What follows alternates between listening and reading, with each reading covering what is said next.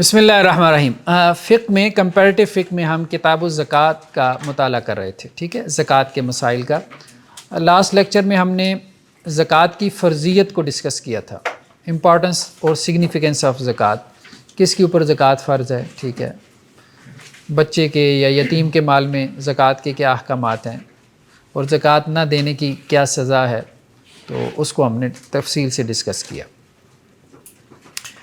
Next ہے کہ جن چیزوں میں زکوٰۃ فرض ہے، ٹھیک ہے، الاموال التی تجب فیہا الزکوٰۃ، زکوٰۃیبل ایسٹس۔ دیکھیں ایک چیز بس ذہن میں رکھ لیں، پھر اس کے بعد ہم اس کو آگے چلائیں گے۔ زکوٰۃیبل ایسٹ 5 ہیں، کوئی چھٹا نہیں ہے، ٹھیک ہے، ان 5 کو بس ذہن میں رکھ لیں۔ سب سے پہلے جسے ہم کرنسی کہتے ہیں، گولڈ اینڈ سلور۔ پرانے زمانے میں گولڈ اینڈ سلور تھی، سونا جو ہے گولڈ کا دینار ہوتا تھا، آپ نے نام پڑھے ہوں گے حدیثوں میں، درہم اور دینار، ٹھیک ہے۔ تو گولڈ کا جو سکہ ہوتا تھا یہ دینار تھا، یہ رومن جو امپائر تھی اس کا سکہ تھا، لیکن چلتا تھا، مدینہ میں بھی عرب میں بھی چلتا تھا دینار۔ رومی دینار بہت عام تھا، جیسے آج کا ڈالر ہے، ٹھیک ہے۔ دوسرا پرشین امپائر تھی، ان کا جو سکہ تھا وہ چاندی کا تھا، وہ درہم تھا، وہ بھی بہت چلتا تھا، عربوں میں بھی عام تھا۔ تو یہ 2 اس وقت کی سپر پاورز تھیں۔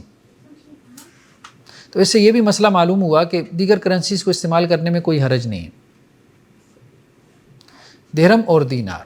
خیر اب تو معاملات بہت کمپلیکیٹڈ ہو گئے ہیں، اس وقت تو اتنی زیادہ کمپلیکیشنز نہیں ہوتی تھیں، ٹھیک ہے، لیکن پھر بھی مسلمانوں نے کوشش کی کہ اپنے درہم اور دینار متعارف کروائے، ٹھیک ہے۔ بعد کے ایام میں ہم دیکھتے ہیں، خلافت کے ایام میں پھر انہوں نے اپنے درہم اور دینار بنائے، جیسے اموی جو خلفاء تھے تو انہوں نے اپنے جو ہے وہ جاری کیے، سکے جاری کیے، تو کرنسی اپنی اسی کو سٹیبل کریں۔ خیر بہرحال ایک تو یہ ہے کہ گولڈ اینڈ سلور یا گولڈ اینڈ سلور کے جو ایکویلنٹ ہو، جسے ہم پیپر کرنسی کہتے ہیں، ٹھیک ہے، یا اس میں سیونگ سرٹیفکیٹس آ گئے، بانڈز آ گئے، جو بھی چیکس آ گئے، یہ سب کرنسی کے ایکویلنٹ شمار ہوتے ہیں، ٹھیک۔ تو یہ زکوٰۃیبل ایسٹ ہے، نمبر 1۔ دوسری چیز کیا ہے؟ ٹریڈنگ ایسٹ، بزنس ایسٹ، مال تجارت، یہ زکوٰۃیبل ایسٹ ہے۔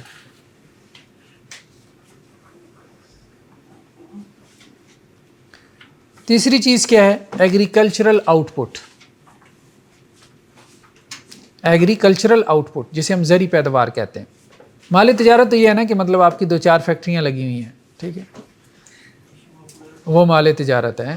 اور زرعی پیداوار کیا ہے؟ 2-4 مربے ہیں، ٹھیک ہے، اس سے پیداوار آ رہی ہے، پروڈکشن ہو رہی ہے، ٹھیک ہے، تو وہ زرعی پیداوار میں آ گیا۔ اور چوتھا کیا ہے؟ Live stock. لائیو سٹاک میں مال مویشی، اور مطلب شہری علاقوں میں تو نہیں لیکن دیہاتی علاقوں میں تو یہ بہرحال ایک بڑا ایسٹ ہے۔ گجر برادری ہے، اب 100 بھینسیں ہوتی ہیں، 200 بھینسیں ہوتی ہیں، تو لائیو سٹاک جو ہے، لوگ فارمنگ بھی تو کرتے ہیں نا، فارمنگ وغیرہ کرتے ہیں تو وہ اچھا خاصا ہو جاتا ہے۔ اور 5ویں نمبر پہ کیا ہے؟ دفینہ۔ دفینہ سمجھتے ہیں؟ دفینہ مطلب، دفینہ مراد زمین سے کوئی سونے کی دیگ نکل آئی، نکلتی نہیں ہے لیکن خیر بہرحال کہتے ہیں، واللہ عالم، اللہ بہتر جانتا ہے، کہ یہاں سے جب ہندو جو ہے مائیگریشن ہوئی ہے نا، پارٹیشن جب ہوئی ہے، تو یہاں سے ہندو جو ہے چھوڑ کے انڈیا چلے گئے، تو بہت سونے اپنے سونے وغیرہ اور قیمتی چیزیں یہاں دفنا کے چلے گئے، اپنے گھروں میں چھپا کے چلے گئے، ٹھیک ہے، کہ ابھی واپس آ جائیں گے، پاکستان ختم ہو جائے گا، لیکن واپسی نہیں ہوئی۔ تو جن کو وہ گھر الاٹ ہوئی ہے تو ان کی سونے کی دیگیں نکلی، پتہ نہیں آپ کی نکلی کہ نہیں نکلی، لیکن ایسے قصے بڑے مشہور ہیں۔ خیر نکل سکتا ہے، باہر کہنے کا مقصد یہ زمین سے کوئی خزانہ نکل آیا، ٹھیک ہے۔ دفینہ اور معدنیات بھی اس میں آ جاتی ہیں، ٹھیک ہے، معدنیات بھی آ جاتی ہیں، یعنی معدنیات تو کہتے ہیں نا جو اللہ نے خزانے رکھے ہیں، وہ معدنیات ہیں، جیسے کول ہے، ٹھیک ہے، پیٹرول ہے، ٹھیک ہے، اور بڑی چیزیں، پتھر نکلتا ہے، بہت قیمتی پتھر ہے، گیس ہے، ٹھیک ہے۔ تو آگے آتے ہیں، ابھی تو ہم نے پڑھنا ہے، ہم تو ابھی یہ ایک فہرست جو ہے وہ ڈسکس کر رہے ہیں، ٹھیک ہے، یہی تو ہم نے پڑھنا ہے۔ کلیئر ہو گئی بات؟ ٹھیک ہے جی، 5 چیزیں کلیئر ہو گئیں. اب ہم 1 بائی 1 ان کی طرف جاتے ہیں. سب سے پہلے زکوٰۃ النقدین.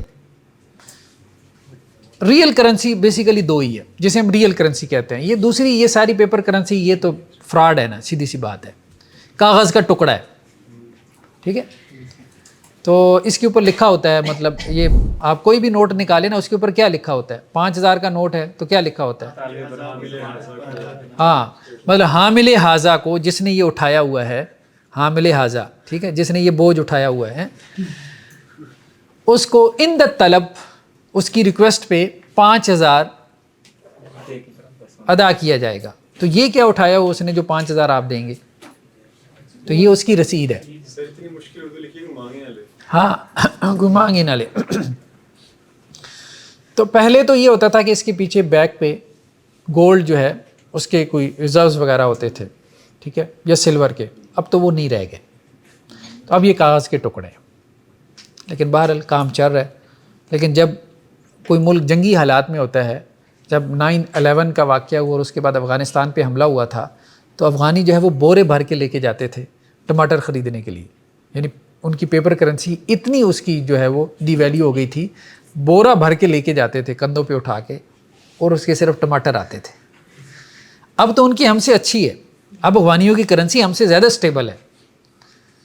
تو اللہ نہ کرے ہم بھی کہیں وہاں پہنچ جائیں. خیر، تو زکوٰۃ النقدین، سونے اور چاندی کی زکوٰۃ، اور سونے اور چاندی کی جو ایکویلنٹ ہوگا، یعنی جو کرنسی ہوگی.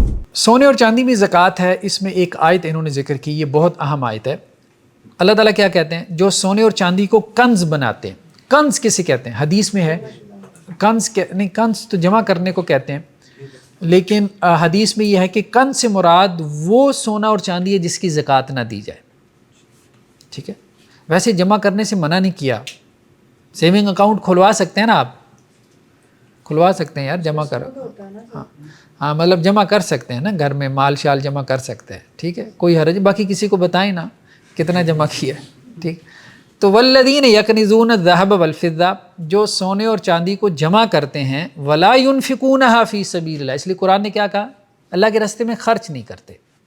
تو جمع کرنا یہ منع نہیں ہے. اچھا، بعض لوگوں کو غلط فہمی لگی ہے کہ جمع کرنا ہی منع ہے، تو انہوں نے کہا سونا چاندی رکھ ہی نہیں سکتے، حرام ہے.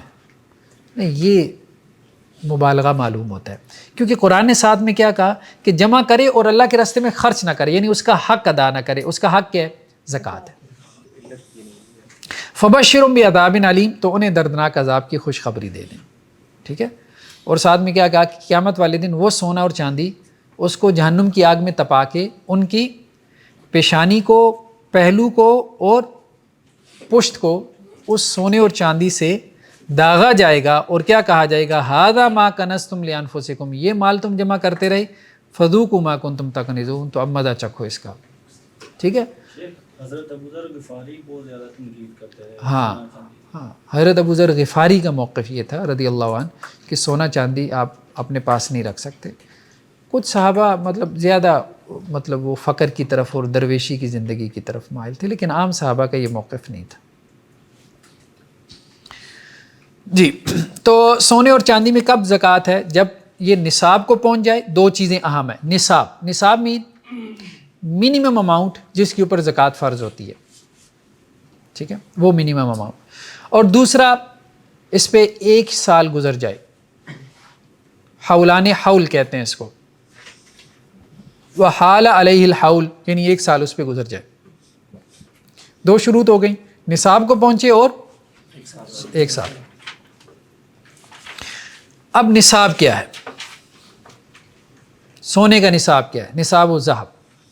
ٹھیک ہے، سونے کا نصاب یہ حضرت علی رضی اللہ عنہ سے روایت ہے کہ آپ صلی اللہ علیہ وسلم فرمایا لیس علیک شیء یعنی فی الذہب حتی یکون لک 20 دینار، سونے میں زکوٰۃ نہیں ہے جب تک 20 دینار نہ ہو. اس زمانے میں کیا چلتے تھے؟ ہم نے آپ کو بتایا دینار سونے کا سکہ تھا. 20 دینار میں زکوٰۃ ہے، 20 سے کم دینار میں زکوٰۃ نہیں ہے. ٹھیک ہے، تو اگر وہ 20 دینار ہو جائیں وحال علیہ الحول، اور اس پہ 1 سال گزر جائے، تو ان 20 میں کتنے ہیں؟ ففیہا نصف دینار، آدھا دینار. تو کتنا ہو گیا؟ 40واں حصہ ہو گیا. 20 میں آدھا ہے تو 40 میں 1 تو 100 میں کتنا ہو گیا؟ 2.5%, 2.5% ہو گیا. تو یہاں سے پرسنٹیج نکلی 2.5% یہاں سے نکلی کہ 20 دینار میں نصف دینار ہے. ٹھیک ہے. اور مال میں زکوٰۃ نہیں ہے جب تک حتی یحول علیہ الحول، جب تک اس پہ سال نہ گزر جائے، سال پورا ہو جائے. سال سے پہلے اگر وہ استعمال ہو گیا تو اس پہ زکوٰۃ نہیں ہے. پورا سال وہ پڑا رہا تو اس کا مطلب یہ ہے کہ یہ آپ کی ضرورت سے زائد تھا، یہ آپ کی سیونگ تھی. جو ضرورت کی چیز ہوتی ہے وہ تو استعمال ہو جاتی ہے، اس پہ زکوٰۃ نہیں ہے. جو ضرورت سے زائد ہے یعنی سال بھر پڑا رہا آپ کو ضرورت ہی نہیں پڑی تو اس کا مطلب کیا ہے؟ یہ آپ کی ضرورت سے زائد ہے، اس کی زکوٰۃ نکالیں. اب آپ امیر ہیں، اب آپ غنی ہیں. ہاں آگے آ رہی ہے بات.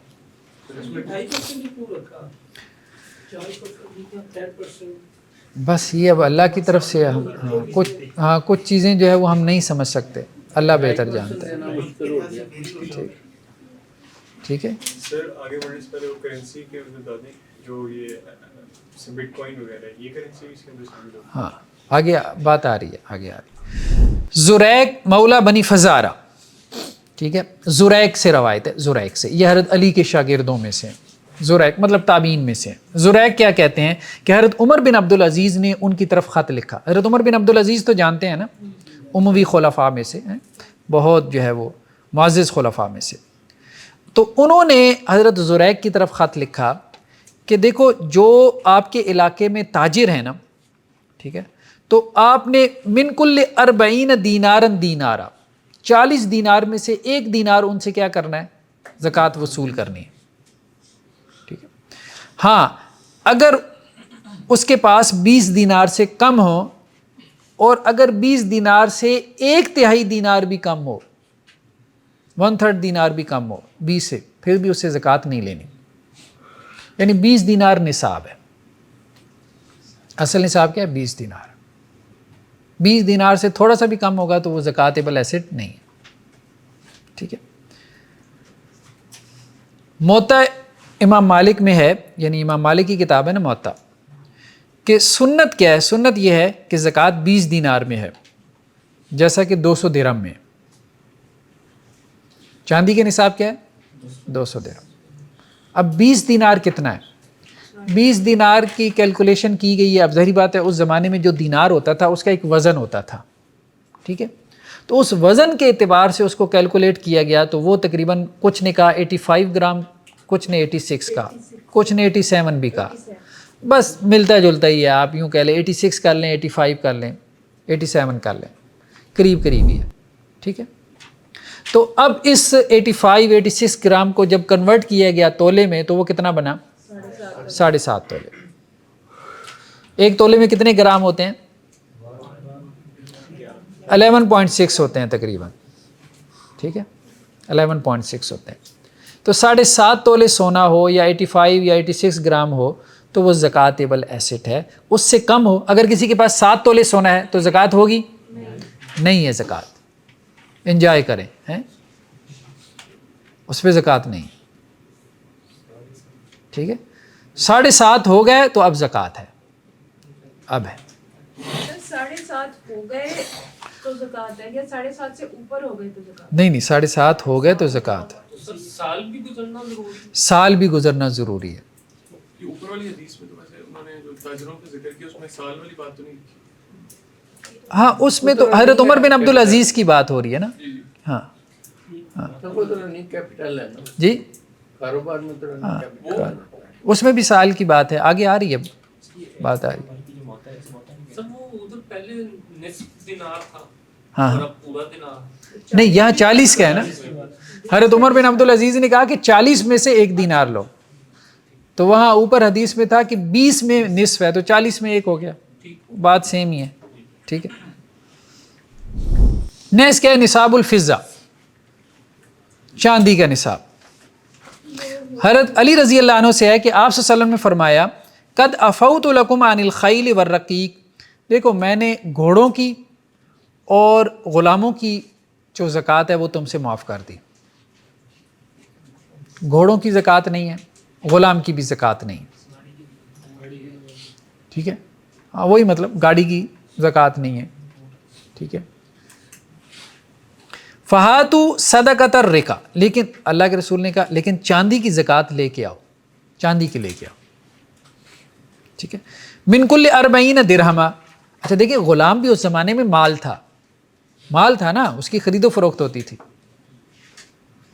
ٹھیک ہے. گھوڑا بھی مال تھا. اب اس پہ تھوڑی سی ڈیبیٹ ہے, وہ ہم آگے چل کے گفتگو کرتے ہیں. کچھ فقہا نے کہا کہ گھوڑوں پہ زکوٰۃ ہے, اس پہ ہم ڈسکس کرتے ہیں, اس سے کافی سارے مسئلے جو ہے وہ کھلنے. ہاں آپ صلی اللہ علیہ وسلم نے کہا دیکھو میں نے گھوڑوں کی اور غلاموں کی زکوٰۃ تو معاف کر دی, لیکن چاندی کی زکوٰۃ لے کے آؤ.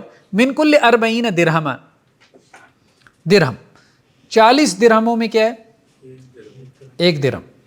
پرسنٹیج وہی ہے, 40 دینار میں 1 دینار, یہاں پہ بھی 40 درہم میں 1 درہم, یعنی ایک ہے پرسنٹیج اور ایک ہے نصاب. نصاب وہ منیمم اماؤنٹ ہے جہاں پہ وہ چیز اس کی زکوٰۃ نکالنی ہے, اور پرسنٹیج وہ شرح ہے, وہ ریشو ہے کہ آپ نے زکوٰۃ نکالنی کتنی ہے, 2.5%. سونے اور چاندی کی زکوٰۃ سیم ہے, پیپر کرنسی میں بھی یہی ہے 2.5% ہے, ٹھیک ہے. وَلَيْسَ فِي 90 و100 شَيْءٍ, 199 میں کچھ بھی نہیں ہے, 199 درہم میں کچھ بھی نہیں ہے.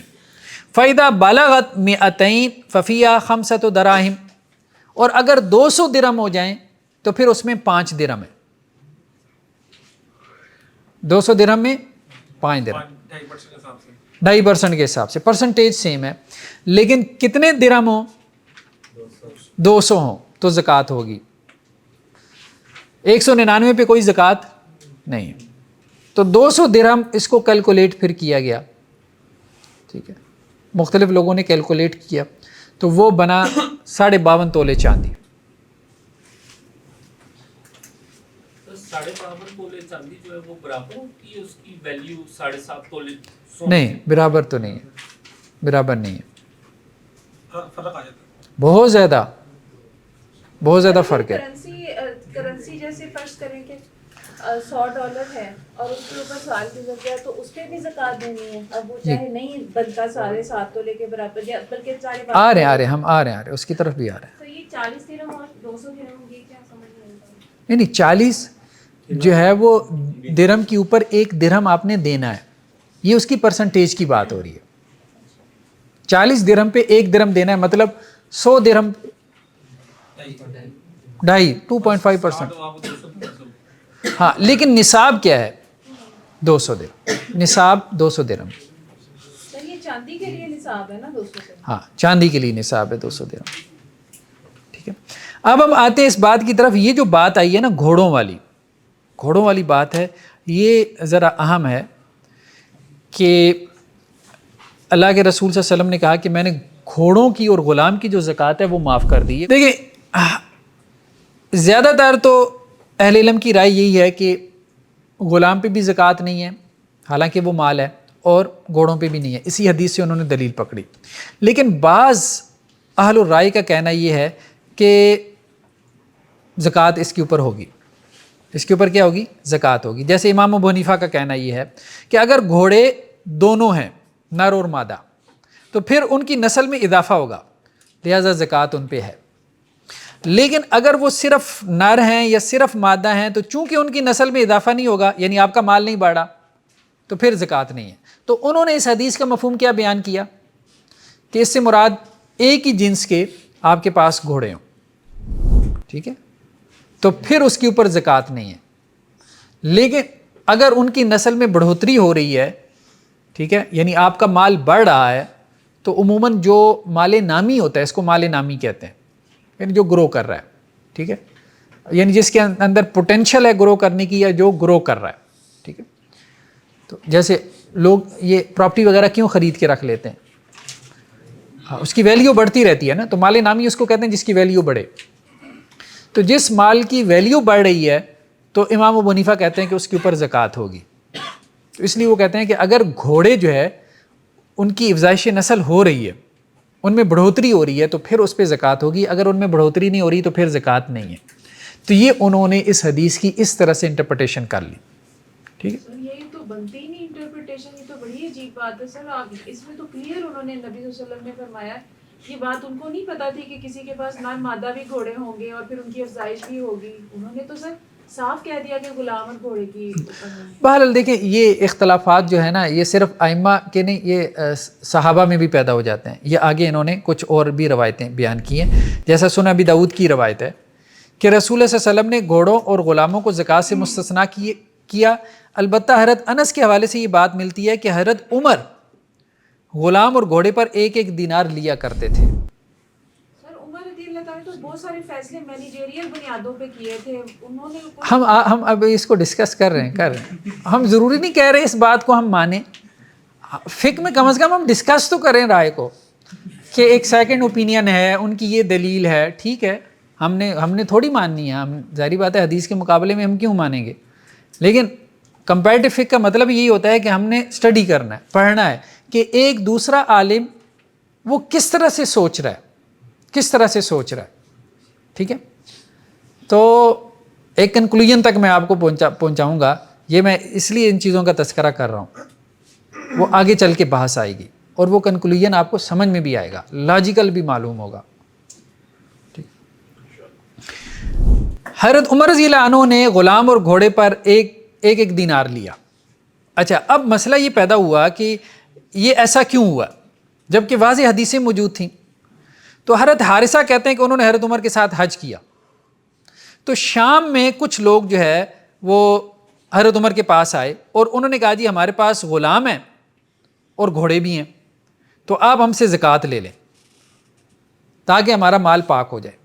तो हज़रत उमर ने कहा भाई मुझसे पहले ये काम दोनों ने नहीं किया, यानी ना नबी करीम सल्लल्लाहु अलैहि वसल्लम ने किया ना हज़रत अबू बकर ने किया, ठीक है। लेकिन हज़रत उमर सोच में पड़ गया, उन्होंने कहा अच्छा चलो ठीक है, मैं मशवरा करता हूँ, मैं बकिया साहबा से मशवरा करता हूँ। तो उन्होंने दीगर साहबा से मशवरा किया।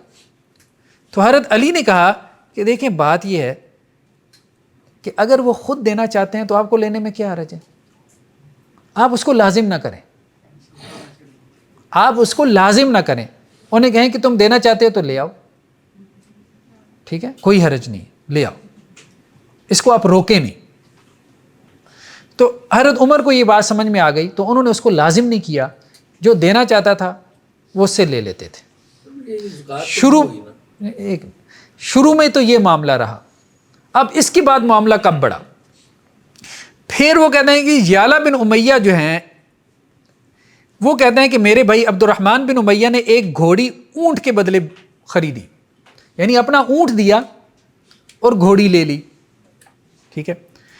तो जिसको बेचने वाले को बाद में नदामत हुई, तो उसने आके हज़रत उमर से शिकायत की कि याला और उसके भाई ने मुझे लूट लिया।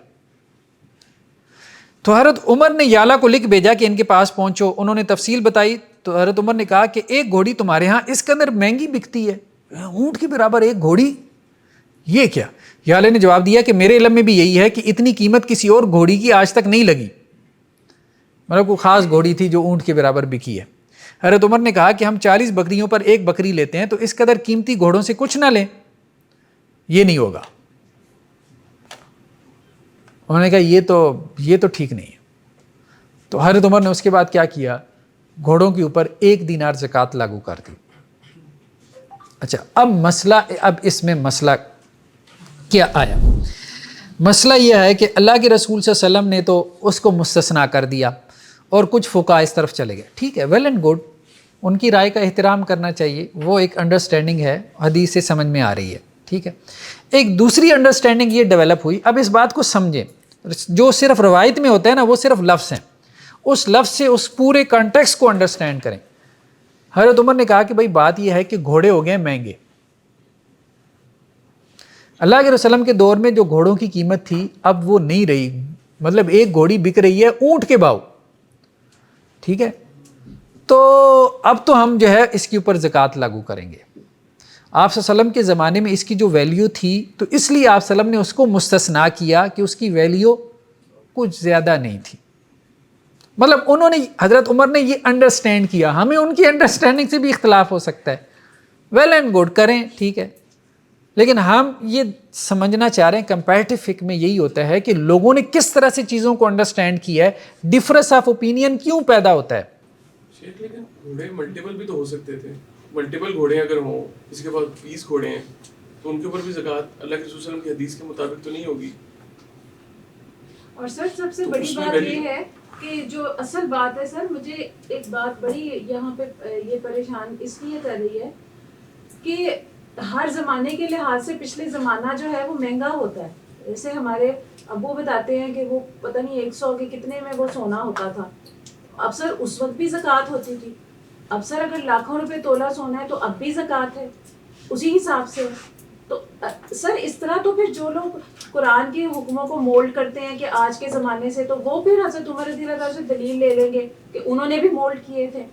اچھا ہم اسے اس طرح سے سر دیکھ سکتے ہیں جی جی, مطلب جیسے ریاست کی طرف سے کسی چیز پہ ٹیکس لگا لیا جاتا ہے, تو اس طرح سے حضرت عمر نے وہ لگایا, مطلب کہ ٹیکس کی طرح مکمل کر. آپ اس کی انتظامی تعویل بھی کر سکتے ہیں کہ انہوں نے ٹیکس لگا دیا, ٹھیک ہے, لیکن اصل بات یہی ہے کہ یہ ان کا ایک اجتہاد تھا, ٹھیک ہے, ان کا ایک اجتہاد تھا. انہیں یہ بات سمجھ میں آئی حضرت عمر رضی اللہ عنہ کو, ٹھیک ہے. شروع میں تو انہوں نے اس کو اس طرح سے لاگو کیا کہ جو دینا چاہتے تھے وہ دیں. بعد میں انہوں نے کہا کہ بھائی گھوڑے ہو گئے مہنگے, اب یہ اچھا خاصا مال ہے اور جس کے پاس مال ہے وہ غنی ہے, اور زکوٰۃ میں اصل مقصود یہی ہے کہ اغنیاء سے مال لے کے غرباء میں تقسیم کرے. تو گھوڑا ایک اچھا خاصا ایسٹ ہے, اور جن چیزوں پہ شریعت نے زکوٰۃ فرض کی ہے, جن چیزوں پہ شریعت نے زکوٰۃ فرض کی ہے, ٹھیک ہے, تو اب مثال کے طور پہ شریعت نے جو ہے وہ 40 بکریوں پہ زکوٰۃ فرض کی, ایسا ہی ہے. اب ایک گھوڑے کی قیمت 40 بکریوں سے زیادہ ہو تو حضرت عمر کہیں گے لگاؤ اس پہ زکوٰۃ, کیوں نہیں لگا رہے؟ مطلب وہ اس آبجیکٹو کو دیکھتے ہیں, اس مقصد کو دیکھتے ہیں, وہ ایک آپ کہہ لیں کہ جی بگ پکچر کو دیکھ رہے ہوتے ہیں کہ اصل میں تو غنا ہے. اصل چیز کیا ہے زکوٰۃ کی فرضیت میں؟ غنا ہے. یعنی کہا گیا کہ اچھا اتنا مال ہو, ٹھیک ہے, اتنا سونا اتنا چاندی ہو تو یہ بندہ غنی ہے, اس کو زکوٰۃ دینی چاہیے. تو اب اگر اس کے مال کی قیمت جو ہے وہ وہاں پہنچ رہی ہو, یہ اصل میں ہمارے ہاں ڈیبیٹس پیدا ہوئی ہیں. جیسے دیکھیں کہ پتھروں میں زکوٰۃ نہیں ہے, تمام فقہا کہتے ہیں کہ پتھروں میں زکوٰۃ نہیں ہے, حالانکہ یہ بہت فضول سی بات ہے, اتنی فضول بات ہے, اور اس کی وجہ سے مطلب ایسے ایسے عجیب و غریب قسم کے فتاویٰ دیے گئے کہ بندہ کہتا ہے کہ یار اب اس پہ بندہ کیا کرے, روئے یا ہنسے کیا کرے. انڈیا سے ہمیں ایک کسی خاتون نے خط لکھا کہ جب میں قرآن اکیڈمی میں تھا, خیر انہوں نے اور بھی علماء کو لکھا, تمام فقہا کا کنسنسس ہے. عجیب بات یہ ہے کہ ڈائمنڈس پہ بھی زکوٰۃ نہیں. اس کی وجہ یہی ہے کہ وہ روایتوں کے پیچھے چلے جاتے ہیں. اب روایتوں کو بھی سمجھنے کی مطلب ڈائمینشنز ہیں نا انڈرسٹینڈنگ کی. اب دیکھیں اس سے فتاویٰ کیا پیدا ہوتے ہیں جب آپ لٹرلزم کی طرف چلے جاتے ہیں. بہت زیادہ جو ہے وہ روایت کے لفظ کے ساتھ جو ہے وہ آپ جوڑنے کی کوشش کرتے ہیں, اور اس کے مقصد کو آپ مد نظر نہیں رکھتے. ایک خاتون, ان کے پاس 4 کروڑ کے ہیرے تھے, ڈائمنڈس تھے, مالکن تھی وہ, ٹھیک ہے. مفتی صاحب سے پوچھا کوئی زکوٰۃ نہیں ہے, کیوں؟ فتویٰ یہی ہے زکوٰۃ نہیں ہے, ڈائمنڈس پہ زکوٰۃ نہیں ہے. زکوٰۃ تو ظاہری بات ہے سونے چاندی کا ذکر ہے, ڈائمنڈس کا تو ذکر ہی نہیں ہے. اب ہیرا جو ہے ظاہری بات ہے آج جو ڈائمنڈ کی قیمت ہے وہ تو سونے چاندی کو بھی کاٹ رہی ہے, سیدھی سی بات ہے, ٹھیک ہے, ٹھیک ہے, ہاں بالکل تھا. اس زمانے میں بھی قیمتی پتھر ہوتے تھے, نہیں ویلیو نہیں تھی اس کی. سر ویلیو یہ کیسے ہم کہہ سکتے نہیں نہیں, دیکھیں پیٹرول کی ویلیو نہیں تھی, آپ وسلم کے زمانے میں بھی تھا, ویلیو ہی نہیں تھی, ٹھیک ہے. ویلیو اس کی خاص ظاہری بات ہے کہ جب انڈسٹریل ایج آیا ہے تو تبھی تو پیٹرول کی ویلیو بنی ہے. تو سر دین تو سب زمانوں کے لیے تھا نا, تو اللہ کے نبی کہہ دیتے پھر نہیں. وہ دیکھیں وہ ایک, اب آپ دیکھیں نا اب اس میں صورتحال کیا ہوئی. صورتحال یہ ہوئی کہ انہوں نے کہا کہ جی مالکن تو وہ تو کوئی زکوٰۃ نہیں دے گی, وہ چونکہ 4 کروڑ کی مالک ہے, ٹھیک ہے. اب لوگوں نے اس پہ ہیلے کرنا بھی شروع کر دیے. سونے کو کیا کیا, کنورٹ کر لیا ڈائمنڈس.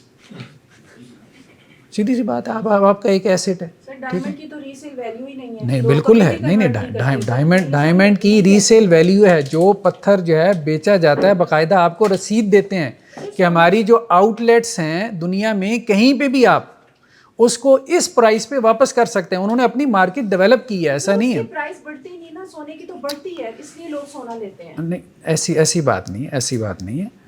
اچھا اب مسئلہ یہ ہے کہ डायमंड पे तो ज़कात नहीं है, 4 करोड़ के ऊपर कोई ज़कात नहीं है, ठीक है। अब अगर वो 4 करोड़ उसके बैंक अकाउंट में होता करेंसी की सूरत में तो फिर ज़कात थी, लेकिन चूंकि उसने हीरे ख़रीद लिए तो अब ज़कात नहीं है। मतलब एक नॉनसेंसी बात है, बहुत ही नॉनसेंसी बात है। अच्छा, अब उसके बाद क्या हुआ, वो जो उसके घर में मेड काम कर रही थी उसने कमेटी डाल के कुछ पैसे जमा किए अपनी को बुनियादी ज़रूरत पूरी करने के लिए। अच्छा, जो कमेटी डाल के पैसे जमा किए वो 52.5 तोले चांदी को पहुंचते थे। 52.5 तोले चांदी की क्या रकम है, कोई रकम है ही नहीं। उस वक़्त 20-25 हज़ार थी, अब भी कितनी होगी, कुछ भी नहीं, 88,000 मतलब 80-90 हज़ार। 80-90 हज़ार फ़ी ज़माना कोई इतनी रकम नहीं है। मतलब एक बंदे ने बाइक ख़रीदनी है, घर की कोई मरम्मत करवानी है, तो इतना कमेटी डाल के उस गरीब को भी जमा करना पड़ता है। वो खातून के पास इतनी रकम जमा हो गई, वो ज़कात देगी, वो जो मेड है। मालकन ज़कात नहीं देगी। अच्छा, तीसरा क्वेश्चन क्या पैदा हुआ, उससे अजीब तर था कि क्या वो मेड अपनी मालकन को ज़कात दे सकती है? ठीक है, और उसमें जवाब यही था कि फ़िक़्ह के मुताबिक दे सकती है। क्यों कि वो मालकन जो है उस पे ज़कात तो फ़र्ज़ नहीं है। जब ज़कात फ़र्ज़ नहीं है तो जिस पे ज़कात फ़र्ज़ नहीं है और जिसके ऊपर ज़कात फ़र्ज़ है वो ज़कात ले नहीं सकती। ये सिर्फ एक क्वेश्चन नहीं है, इस किस्म की आपके सामने जो अजीब व गरीब किस्म के फतावा जिनके ऊपर इंसान ना रो सकता है ना हंस सकता है, सही बात यही है, ठीक है, वो फिर सामने आते हैं जब आप इन चीज़ों को मद्देनज़र नहीं रखते। तो सर फिर अगर आप ये बात वैल्यू के हिसाब से करते हैं, सर आप फर्ज करें मेरे पास एक गाड़ी है सर जो मैंने 5 साल पहले ली, अब सर क्या है उसकी प्राइस डॉलर की वजह से बढ़ गई। अब सर इसमें मेरा तो कोई कसूर नहीं, मेरी तो आधी से ज़्यादा तनख्वाह उसके पेट्रोल पे जा रही है। मसला ये है कि अब आप क्या करें, अब आप मुझ पे ज़कात लगा देंगे कि इसकी दो, जबकि मेरे पास तो पेट्रोल डलवाने के पैसे नहीं है।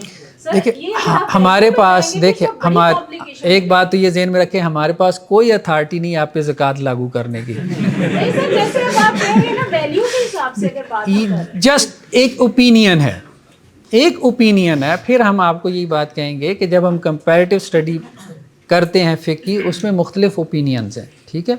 आप अपनी ओपिनियन रखने में बिल्कुल आज़ाद हैं, बिल्कुल उसको बयान करने में भी आज़ाद हैं, लेकिन सारे लोग कुरान और सुन्नत को ही फॉलो कर रहे होते हैं। इस बात को समझें। असल बात यही होती है कि आप दूसरी की जगह पे आके नहीं सोच रहे, सिर्फ इतनी सी बात है।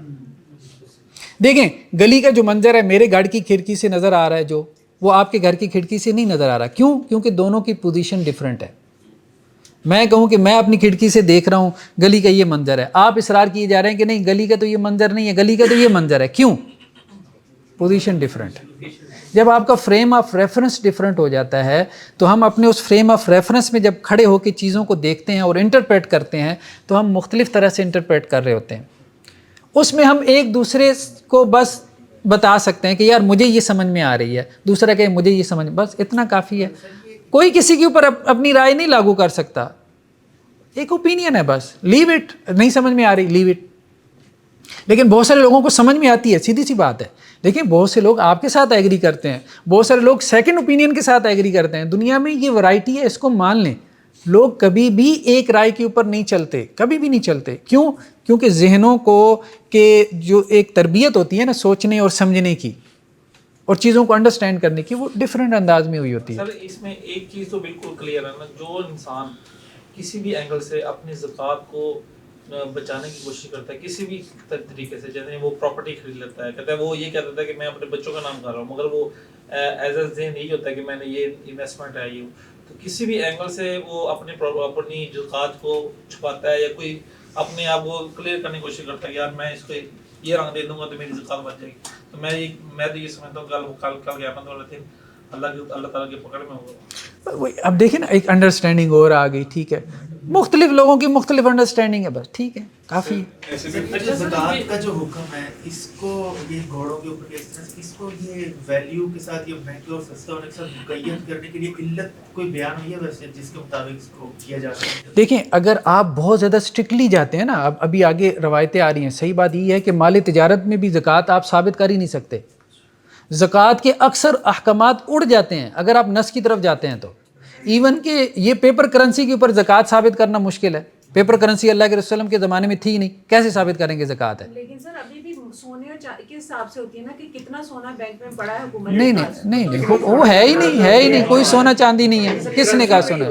सर एक अहम चीज़ है, देखिए अब पेपर करेंसी के बैग पे तो सोना पड़ा ही नहीं है, इस हिसाब से हाँ, जो भी ट्रेड कर रहे हैं वो सारी की सारी हराम हो जाती है, क्योंकि अल्लाह के नबी ने तो बैग भी उसके साथ की। असल बात यह है कि मामलात ये हैं कि ज़कात में अक्सर चीज़ों की ज़कात आप साबित ही नहीं कर सकते, नस से साबित ही नहीं कर सकते। सर मेरा ख्याल है रूह की तरफ जाना चाहिए, रूह की तरफ जाना चाहिए, यही असल बात है। जो मकसद शरीयत है, मकसद क्या है वो हमने कहा था शुरू में, जो एक रवायत आई थी ना, अल्लाह के वसल्लम ने कहा कि जी गनी लोगों से माल लेके फ़ुक़रा में तकसीम किया जाए ताकि गनी का तज़किया नफ्स हो, उसके अंदर से बखीली और कंजूसी निकले और गरीब का भला हो, ये मकसद।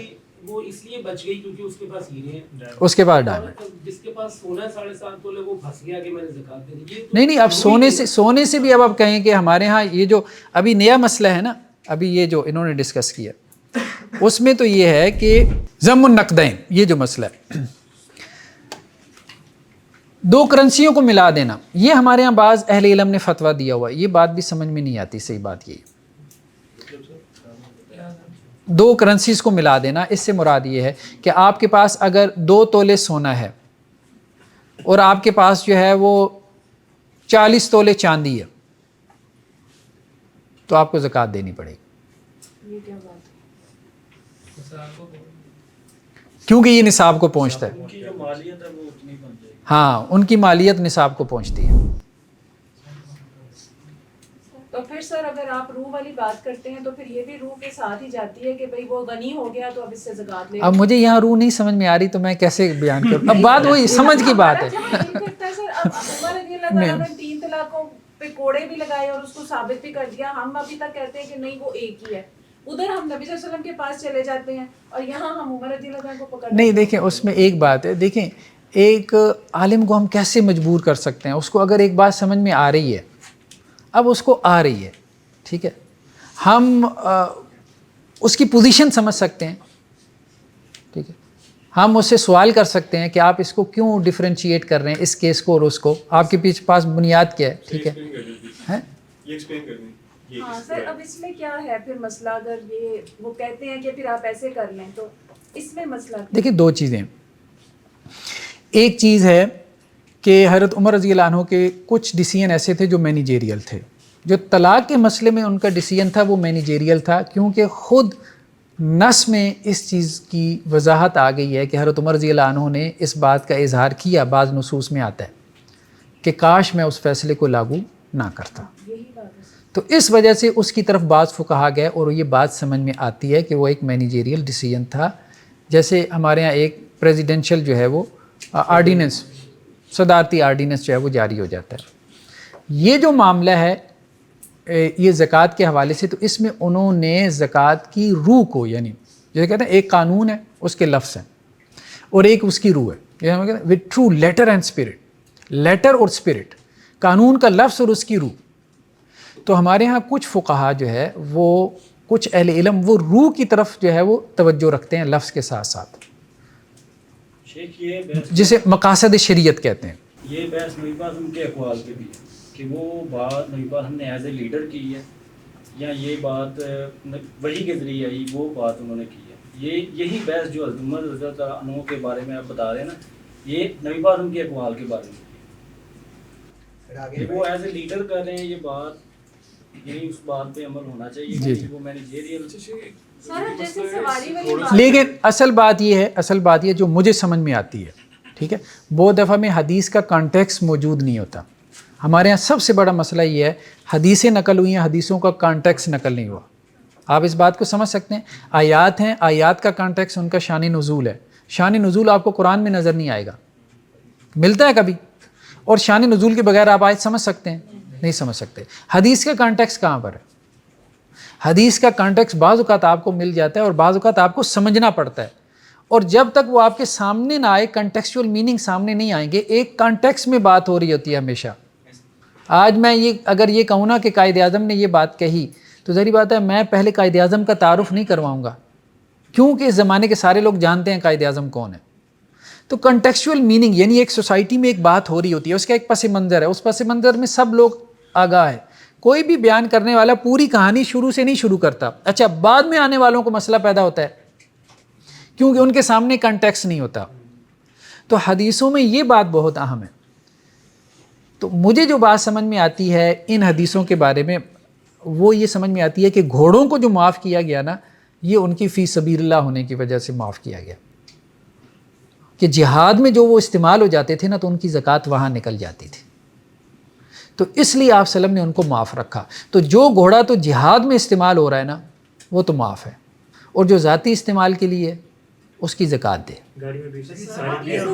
اس کی زکوٰۃ. گاڑی جو چیزیں مستثنی ہیں کیا ہر چیز پہ اب زکوٰۃ ہے پھر؟ کیا سر اس لحاظ سے تو پھر سر دیکھیں آپ کی گاڑی, آپ کا گھر, آپ کی ذاتی استعمال کی چیزیں, پھر کیا وہ سب پہ زکوٰۃ اب ہے؟ نہیں, ہم یہ بات نہیں کہہ رہے کہ سب کے اوپر زکوٰۃ ہے. اس کی آگے بحث آ رہی ہے, اس کی بحث آگے آ رہی ہے. اچھا پھر ڈاکٹر اسرار صاحب کا موقف جو ہے کہ وہ جو ہے نا یہ 2.5% تو اللہ تعالیٰ نے رکھ دی ہے کہ لازم ہے, ویسے جتنی ہو سکے وہ ادا کرو, اللہ کی راہ میں خرچ کرو. وہ تو من تطوع خیرن میں آ جائے گا نا, وہ تو لوگ دیتے ہیں, زیادہ دے بھی دیتے ہیں. اب پچھلے دنوں ابھی ایک چھوٹا سا شارٹ کلپ کسی نے شیئر کیا ہوتا ہے, گھوڑا اس کی قیمت پتہ ہی کتنی لگی ہے, $95 ملین. $95 ملین کہنے کی بات ہے. اب ایک بندے نے یہ گھوڑا رکھا ہے, ہم کہیں یہ زکوٰۃ سے مستثنا ہے, کیسے نہیں ہوگا زکوٰۃ دے دی سر. دیکھیے سر گھوڑے کے بارے میں تو حدیث نہیں کہ اللہ نے قیامت تک اس کی پیشانی کے ساتھ برکت باندھ دی ہے. سر اب بات یہ ہے کہ گھوڑا تو ہر زمانے میں ایک مہنگی اینٹی ہی رہا ہے. سر دیکھیں سر جیسے آپ دیکھیں ہمیں نظر بظاہر آتا ہے ایک گھر میں 4 گاڑیاں کھڑی ہیں. مسئلہ یہ ہے کہ اس گھر سے 4 لوگ روزانہ 20-20 کلومیٹر کے فاصلے پہ جاتے ہیں. وہ وانٹ نہیں ہے, وہ نیڈ ہے, یعنی وہ سواری ان کی نیڈ ہے. وہ انہوں نے عیاشی کے لیے نہیں رکھی ہوئی کیونکہ ہمارے یہاں پبلک ٹرانسپورٹ بھی نہیں ہے. وہ دیکھیں تو سر اس طرح سے تو پھر ہم یہ کہیں کہ اب جو مڈل کلاس ہے وہ لوور کلاس میں چلی گئی ہے مہنگائی کی وجہ سے, تو پھر کیا اس پہ زکوٰۃ معاف ہو گئی ہے اگر ہم اس پہ جائیں, روح پہ جائیں تو کہ وہ تو بڑی نہیں, جب ہم زکوٰۃ کی بات کرتے ہیں نا, زکوٰۃ کی جب ہم بات کرتے ہیں تو اس میں جو زکوٰۃ حضرت عمر رضی اللہ عنہ نے بھی لاگو کی ہے نا تو وہ اس طرح سے لاگو نہیں کی, ٹھیک ہے, اس طرح سے نہیں لاگو کی کہ مطلب اس کا کوئی نصاب بہت زیادہ رکھا. ایک گھوڑے کے اوپر 1 دینار اس کو لاگو کیا, ٹھیک ہے, تو وہ بہت منیمم اماؤنٹ تھی, بہت منیمم اماؤنٹ تھی. تو وہ بھی تب دیکھا کہ جب انہوں نے یہ بات دیکھی کہ گھوڑا جو ہے اس کی اچھی خاصی قیمت ہے, وہ ویلیویبل ہو گیا. تو اگر کسی زمانے میں گھوڑے کی ویلیو نہیں ہے یا آپ کے پاس کوئی ایسا گھوڑا ہے جو ویلیویبل نہیں ہے تو اس پہ زکوٰۃ نہیں ہوگی. یعنی حضرت عمر رضی اللہ عنہ کے اجتہاد کے مطابق ہم یہ بات کر رہے ہیں, ٹھیک ہے. اس بات کو سمجھنے کی کوشش کریں نا. پتھر تو اب ظاہری بات ہے, آپ نے زمرد پہنا ہوا ہے, 500-700 کا لیا ہوا ہے, ٹھیک ہے, یہ باہر کسی پھیری والے سے لے لیا, اس کی ہم بات ہی نہیں کر رہے, وہ ویلیویبل ایسیڈ نہیں ہے. ہم جب پتھر کی بات کرتے ہیں تو ہم ان پتھروں کی بات کر رہے ہوتے ہیں کہ جن کی ویلیو ملینز میں پہنچ رہی ہوتی ہے, جس کو لوگ وائٹ گولڈ کہہ رہے ہوتے ہیں, جس کی ریسیل پوری مارکیٹ ہے, ویلیو ہے. تو جب ہم گھوڑوں کی بات کر رہے ہیں تو ہم ایک ویلیویبل ایسڈ کی بات کر رہے ہیں, ہم اس گھوڑے کی بات نہیں کر رہے کہ جو آپ کی نیڈ کے طور پہ آپ نے گھر میں رکھا استعمال ہو رہا ہے, ٹھیک, وہ بات نہیں ہو رہی. تو جب کوئی چیز ویلیویبل ایسٹ ہے, حضرت عمر رضی اللہ عنہ کا اجتہاد بھی یہی تھا کہ بھائی دیکھو گھوڑا جو ہے وہ اونٹنی کے برابر بک رہا ہے, بڑی بات تھی. ان کے ہاں سب سے ویلیویبل ایسٹ اونٹ تھا, اونٹنی تھی ڈیزرٹ میں, ٹھیک ہے. تو گھوڑے کی جب ویلیو اس کے برابر پہنچ گئی تو وہ پھر اب دیکھیں نا, ابھی ہمارے ہاں بھی ایک اونٹنی کی کیا قیمت ہوگی, 1.5-2 لاکھ. اب یہ چاندی کے نصاب سے تو زیادہ پہنچ جاتی ہے. تو ہماری سواریاں جو ہیں گاڑیاں, ان کے اوپر آپ کا کیا خیال ہے؟ نہیں, اصل میں جو ہے نا, دیکھیں اگر تو سواری کے لیے ہے, ٹھیک ہے, اور اگر تو مطلب گھوڑا وغیرہ آپ کی ذاتی سواری کے لیے تو وہ پھر زکاتیبل ایسڈ نہیں ہے. یا اگر فی سبیل اللہ کے لیے تو وہ زکاتیبل ایسڈ نہیں. ایک بندے نے گھر میں 10 گھوڑے رکھے ہیں, ٹھیک ہے, 15 گھوڑے رکھے ہیں, گھوڑوں کا فارم بنایا ہوا ہے, تو وہ پھر یہ کہتے ہیں جی اس پہ بھی زکوٰۃ نہیں ہے. یہ بات سمجھ میں نہیں آتی. وہ کہتے ہیں گھوڑوں کی تجارت بھی شروع کر دی, پھر اس پہ بھی زکوٰۃ نہیں ہے. کیوں؟ کیونکہ نس میں آ گئے کہ گھوڑوں کی زکوٰۃ نہیں. اسی طرح آپ یہ ذرا کلیئر کرتے ہیں جس اگر والوں نے 8-10 گاڑیاں رکھی ہیں اور لگژری گاڑیاں یعنی کروڑ 1.5 کروڑ کی گاڑی, اس پہ ہم کیا کہہ سکتے ہیں کہ اس پہ زکوٰۃ نہیں ہے, وہ یوز کرتے ہیں وہ ادھر. دیکھیں اصل میں بات وہی ہے جو امام ابو حنیفہ رحمہ اللہ علیہ کی بات ہے نا، وہ گہری بات ہے. جو مال نامی ہے نا، جس مال میں جو گرو کر رہا ہے وہ زکوٰۃیبل ایسٹ ہونا چاہیے. جو استعمال سے اپنی ویلیو کھو رہا ہے نا، وہ زکوٰۃیبل ایسٹ نہیں ہونا چاہیے. سمجھ آتی ہے بات. ایک منٹ، یہ ہماری تو ڈیویلیوشن ہو رہی ہے نا ہماری کرنسی کی. ہماری کوئی بھی چیز پڑی ویسے ہی 40% ایک سال کے اندر نیچے چلی جاتی ہے. تو مطلب وہ 1 کروڑ کی چیز 1.5 کروڑ کی خود ہی ہو گئی ہے. وہ اس کی ویلیو نہیں بڑھ رہی، وہ چیز استعمال کے ساتھ ریٹ ہو رہی ہے. اس کی ویلیو اگر آپ انٹرنیشنلی دیکھیں تو وہ کم ہی ہونی ہے یا ہو رہی ہے آہستہ آہستہ. لیکن ہمارے تو وہ یہ عجیب سی سچویشن ہو گئی ہے کہ وہ 1.5 کروڑ کی چیز ہو جاتی ہے پڑے استعمال کے ساتھ. اس سچویشن میں نہیں، جو تو ریئل کرنسی ہے نا، ہم تو اس کی نسبت سے اس کو دیکھیں گے نا، اس کی ویلیو اور اس کے ڈی ویلیو ہونے کو. ریئل کرنسی کے اعتبار سے، مثلا گولڈ کے اعتبار سے، یا جو کرنسی سٹیبل ہیں جیسے ڈالر وغیرہ، اس کے اعتبار سے آپ اس کو کنسیڈر کریں گے. وہ بات ٹھیک ہے آپ کی. سر ڈالر میں چینج آنے کی وجہ سے تو ہمارے ساتھ یہ کچھ ہو رہا ہوتا ہے. تو ایسا تو نہیں ہے کہ یہ ڈی ویلیو ہوئی ہے تو ڈالر وہیں کا وہیں کھڑا ہے. Actually change in dollar is directly proportional to change in our currency. تو اسی وجہ سے یہ سوال. ہاں نہیں، اس میں دیکھیں نا، اب یہ وہ ٹھیک اس پس منظر میں بات کر رہے ہیں. میں نے جب سٹی لی تھی تو وہ مطلب 2019 میں وہ 20 لاکھ کی تھی. آج وہی سٹی 55 لاکھ کی ہو گئی ہے. لیکن وہ ڈی ویلیو ہوئی ہے. وہ صحیح بات کہہ رہے ہیں، وہ ڈی ویلیو ہوئی ہے. مطلب اس کی وہ 55 لاکھ کی آج جو مل رہی ہے تو وہ 55 لاکھ جو ہے وہ 20 لاکھ کے برابر نہیں ہے اگر ڈالر کے اعتبار سے آپ بات کریں تو.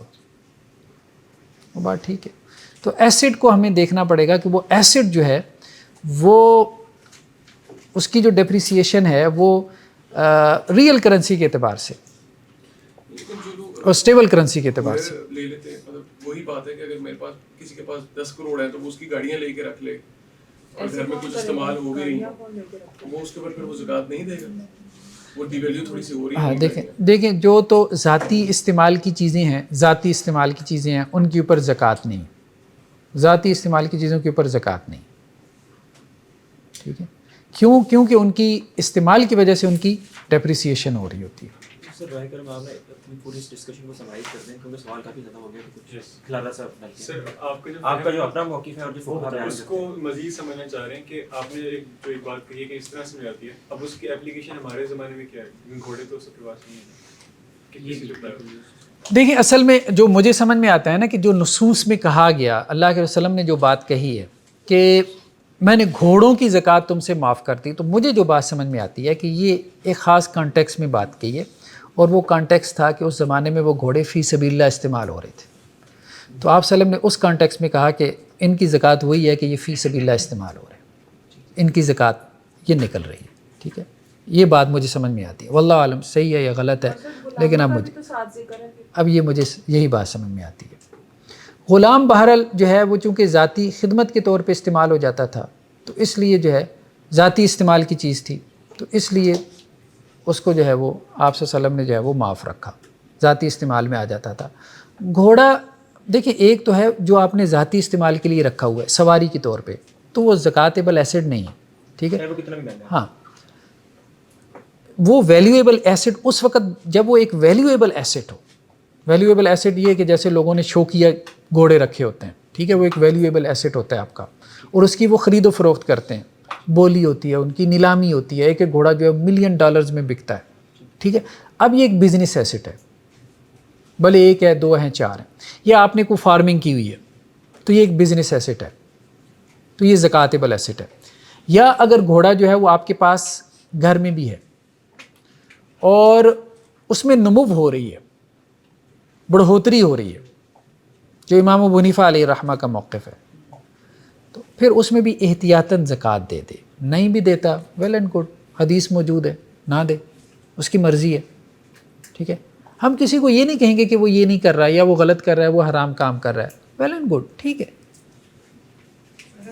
سر اسی کی اپلیکیشن آج کے ماڈرن مال پہ اگر آپ کیا ہاں گاڑی کو گھوڑے پہ قیاس نہیں کر سکتے، گاڑی کو گھوڑے پہ قیاس نہیں کر سکتے، یہ بات درست ہے. اس کی وجہ یہ ہے کہ گھوڑا جو ہے نا اس میں نمو ہے، جسے ہمارے یہاں فقہ میں استعمال ہوتا ہے ایک اصطلاح مال نامی ہے، گرو کر رہا ہے. ٹھیک ہے، وہ گاڑی تو بچہ نہیں نا پیدا کر رہی، ٹھیک ہے. تو وہ تو اپنی ویلیو جو ہے وہ گرا رہی ہے استعمال سے. تو اس لیے گاڑی اگر ذاتی استعمال کے لیے ہے تو اس پہ زکوٰۃ نہیں ہے. ہاں گاڑی اگر آپ نے کاروبار کے لیے رکھی ہوئی ہے، رینٹ کار پہ ہے، تو وہ پھر بزنس ایسٹ ہے، بزنس ایسٹ پہ زکوٰۃ ہے. تو سر پھر ان کا جو ہے نصاب کیا پہنچے گا اور ان کا کیا دیں گے جن کے لیے ہمارے پاس پاس نص موجود نہیں ہے، ہم نے اشتہار کی بنیاد پہ دیا اور ہمارا مقصد تقویٰ ہے کہ ہم اپنے مال کو پاک کرنا چاہتے ہیں، اس بنیاد پہ ہم کر رہے ہیں، تو پھر ہم اس کا کیا؟ دیکھیں ہمارے پاس جو ہے نا ایک تو یہ ہے کہ ہم اپنا فہم استعمال کریں. تو اپنا فہم اگر استعمال کریں تو ہم جو ہے وہ قیاس کریں تو گھوڑے کو ہم قیاس کر سکتے ہیں گائے کے اوپر، زیادہ سے زیادہ یہ کر سکتے ہیں 30 گایوں کے اوپر زکوٰۃ ہے تو 30 گھوڑوں کے اوپر آپ ایک بچھیرا دے دیں. ٹھیک ہے، ایک تو یہ کیا جا سکتا ہے. دوسرا جو زیادہ بہتر تو یہی معلوم ہوتا ہے کہ حضرت عمر رضی اللہ عنہ کو فالو کرتے ہوئے ایک گھوڑے کے اوپر 1 دینار جو ہے وہ زکوٰۃ بھی لاگو کی جا سکتی ہے. صحابہ کے اقوال بھی ہم اصول فقہ میں پڑھیں گے کہ جہاں ہمیں کوئی چیز نہ ملے وہاں ہم صحابہ کے اقوال سے کیا کوئی مسئلہ لے سکتے ہیں، تو یہ بات ہے کہ ہم لے سکتے ہیں. ہاں ڈائمنڈ جو ہے اس کو آپ کرنسی میں کیلکولیٹ کریں گے، ڈائمنڈ کی ویلیو کو. اگر آپ کے پاس قیمتی پتھر ہے، ٹھیک ہے، ڈائمنڈ وغیرہ ہے، وائٹ گولڈ ہے، پلاٹینیم ہے، تو اس کو آپ جو اس کی مارکیٹ ریسیل پرائز ہوگی، وہ نہیں جس پہ آپ نے اس کو خریدا، جو اس کی ریسیل پرائز ہے جس پہ وہ بک رہا ہے. یہ تو اب آپ کے پاس ایک طرح کا کیش ہے نا. جیسے ہمارے ہاں کہتے ہیں کہ جی ہنڈا جو ہے یا اسی طرح سے کچھ گاڑیاں وہ تو کیش ہوتی ہیں، تو اسی طرح سے کچھ ڈائمنڈز یا پتھر ایسے ہیں جو کیش ہیں آپ کے ہاتھ میں، آپ جب مارکیٹ میں جائیں اتنے پہ نکل سکتے ہیں. تو جو ان کی مارکیٹ پرائس ہے اس دن کی، اس کے حساب سے آپ اس کی 2.5% زکوٰۃ نکالیں گے. سر ایک چیز تھی جو میں نے خالد سے پوچھا تھا کہ جیسے آپ نے پہلے بھی تھوڑا ذکر کیا تھا کہ 1 کروڑ روپے ہمارے بینک میں پڑا ہوا ہے اور اس کو 1 سال گزر گیا ہے، تو وہ جیسے جیسے ہمارا وہ جیسے سال بھی گزر رہے ہیں کرنسی ڈی ویلیو ہو رہی ہے، یعنی کہ اگر ہمارا 2.5 لاکھ روپے اس پہ 1 کروڑ روپے دینا تھا نا، تو وہ ویسے ہی اگر اس کو دیکھا جائے تو 95 لاکھ رہ گیا یا 90 لاکھ رہ گیا ہماری کرنسی. تو وہ کہتے ہیں کہ اس پہ زکوٰۃ نہیں ہے. انہوں نے بالکل اس پہ فتویٰ دے دیا کہ اگر آپ کا 1 کروڑ بینک میں پڑا ہوا ہے تو پیسہ ڈی ویلیو ہو رہا ہے تو اس پہ زکوٰۃ نہیں ہے. تو اس پہ آپ کی کیا رائے ہے؟ کرنسی کے اوپر جو ہے نا زکوٰۃ ہے، زکوٰۃ ہے. دیکھیں اگر کرنسی آپ کی ڈی ویلیو ہو رہی ہے تو وہ تو آپ کی حرکتوں کی وجہ سے ہو رہی ہے نا، ٹھیک ہے، مطلب تو ہماری حکمران ہے، ظاہری بات ہے، ٹھیک ہے. تو کہنے کا مقصد یہ ہے کہ اصل چیز یہ بھی نہیں ہے کہ وہ ایکچوئل میں گرو کر رہی ہو. اصل چیز ہے جو لفظ میں نے پیچھے کئی دفعہ استعمال کیا ہے اس کو پکڑیں، پوٹینشیل ہو اس کے اندر. اب بات سمجھیں، اگر اس میں پوٹینشیل ہے تو پھر بھی وہ زکاتیبل ایسٹ ہے. تو اس کے اندر پوٹینشیل تو ہے، وہ تو اب انسان نے اپنے کرتوتوں کی وجہ سے، ٹھیک ہے، اس پوٹینشیل کو جو ہے وہ ضائع کر دیا. تو اس لیے کرنسی جو ہے وہ زکاتیبل ایسٹ ہے، اس کے اوپر زکوٰۃ ہوگی. جیسے آپ نے بھی یہ چیز واضح کی ذاتی استعمال میں چیزیں اس پہ زکوٰۃ نہیں ہے، اسی طرح اگر جو خاتون دیکھیں بہت ساری چیزیں آگے آ رہی ہیں، ہم وقت سے پہلے نا سوال کر رہے ہیں وہ پھر دوبارہ ریپیٹ ہوں گی کتاب میں، ٹھیک ہے، تو آگے آ رہی ہیں ساری چیزیں آ رہی ہیں. ابھی جو ہم ٹاپک ڈسکس کر رہے ہیں نا اس کے اوپر کوئی سوال ہے تو وہ کریں. سر ابھی جو آپ نے بتایا نا نقدین والی بات کہ 2 اگر کرنسی مل جائیں، سر آپ نے شیئر کیا کہ آپ کو یہ سمجھ نہیں آتی بات کہ یہ ٹھیک ہے کہ اگر کم سونا اور کم چاندی مل کے وہ نصاب بن جائے تو یہ آپ نے کہا ٹھیک نہیں لگتا، تو اس کو وضاحت کریں. احناف کا موقف یہ ہے کہ آپ دونوں کو ملائیں گے. عام طور پہ جو مفتہ بھی قول ہے احناف کا وہ یہی ہے کہ دونوں کرنسیوں کو آپ ملائیں گے اور زکوٰۃ دیں گے. مثلا وہ کہتے ہیں کہ اگر آپ کے پاس 2 تولے سونا ہے اور کچھ کرنسی بھی کیش بھی پڑا ہوا ہے 30-40 ہزار تو آپ زکوٰۃ دیں گے. یہ بات درست معلوم نہیں ہوتی. میجورٹی آف فقہا کا کہنا یہ ہے کہ ہر ایک کا علیحدہ علیحدہ نصاب شریعت نے بیان کیا ہے، تو ہر ایک جب اپنے نصاب کو پہنچے گی تو پھر زکاتیبل ایسٹ ہوگی. سونے کا نصاب 7.5 تولے ہے، 7.5 سے نیچے اس پہ زکوٰۃ نہیں ہوگی. چاندی کا نصاب 52.5 ہے، اس سے نیچے زکوٰۃ نہیں ہوگی. ہاں اصل مسئلہ آتا ہے کہ پیپر کرنسی کے لیے کس کو نصاب بنایا جائے. پیپر کرنسی کے لیے آپ کس کو نصاب بنائیں، تو اس میں میجورٹی جو اسکالرز ہیں وہ یہ کہتے ہیں کہ اس کے لیے نصاب چاندی ہے. بعض اسکالرز کہتے ہیں اس کے لیے نصاب کیا ہے، گولڈ ہے. ٹھیک ہے، احناف کا موقف یہ ہے کہ چاندی ہے. ہمارے یہاں اہل حدیث کا موقف بھی ہے چاندی ہے، لیکن مجھے سمجھ میں آتی ہے کہ نہیں گولڈ ہونا چاہیے. کیونکہ آپ کر تو قیاس رہے ہیں، نس آپ کے پاس کوئی نہیں ہے، نس تو نہیں ہے نا. اب آپ نے پیپر کرنسی کو گولڈ کی ایکویلنٹ لے کے جانا ہے یا چاندی کی، کیونکہ ہمیں حدیث تو نہیں ملتی کہ جی پیپر کرنسی کے بارے میں آپ چاندی کو نصاب بنائیں یا سونے کو نصاب بنائیں. تو آپ نے تو قیاس کرنا ہے، اجتہاد کرنا ہے. اب جو یہ کہتے ہیں کہ چاندی کو ہم نے نصاب بنایا، ان کی دلیل کیا ہے؟ وہ یہ کہتے ہیں ہماری دلیل یہ ہے کہ زیادہ لوگ زکوٰۃ نکالیں گے تو غریبوں کا بھلا ہوگا. اور جو لوگ جو ہے وہ کہتے ہیں کہ سونے کو نصاب بنائیں، وہ یہ کہتے ہیں کہ ہماری دلیل یہ ہے کہ غریبوں پہ زکوٰۃ فرض نہیں ہوگی.